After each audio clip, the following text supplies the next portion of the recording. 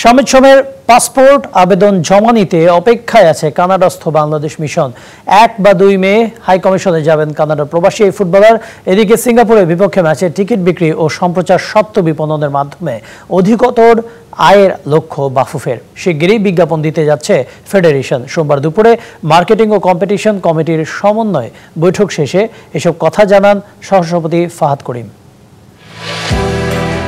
হামজা চৌধুরীর পর বাংলাদেশের ফুটবলে নতুন সেন্সেশন হতে যাচ্ছেন কানাডা প্রবাসী ফুটবলার শমিত সোম। বাফুফের পক্ষ থেকে সব ব্যবস্থা নেওয়া হয়েছে।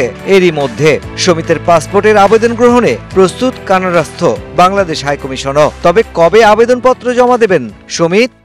শামিতের যেটা হয়েছে যে এখন আমরা ওনার জন্য ওয়েট করছি। কনসুল থেকে অলরেডি তাকে যোগাযোগ করা হয়েছে। কনসুল থেকে আমাদেরকে তার অনলাইন ফর্মও পাঠিয়ে দেওয়া হচ্ছে, যেটা আমাদের দপ্তর ইতিমধ্যে কাজ করে জমা দিয়ে দেবে এনি টাইম, মানে তার অ্যাপয়েন্টমেন্টটা লক হওয়ার পরপরই। So we are actually waiting for him. উনি যখনই আমাদের সময় দেবে তখনই আমাদের কাজ করবো। আমাদের গ্রাউন্ড ওয়ার্ক করা শেষ। পাসপোর্ট হাতে পেলে শমিতকে লাল সবুজের জার্সিতে খেলাতে বাকি কাজ সারবে বাফুফে। সে জায়গায় এশিয়ান কাপের বাছাই পর্বে ঘরের মাঠে হামজা শমিতদের ম্যাচ নিয়ে নানা পরিকল্পনা ফেডারেশনের, যার বেশিটা জুড়েই টিকিট বিক্রয় আর সম্প্রচার সত্ত্ব, যেখানে রাজস্ব আদায়ে নজির স্থাপন করতে চায় ফেডারেশন।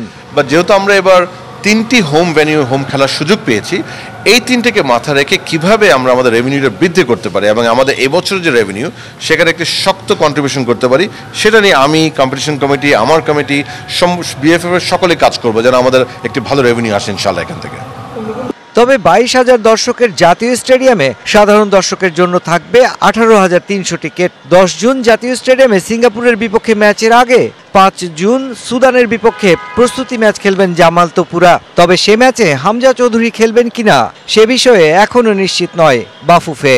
অনলাইন প্ল্যাটফর্ম কখন দিব না দিব একটা প্রাথমিক আমরা আলোচনা করেছি। Mushfiqur Rahman, DBC news, Dhaka.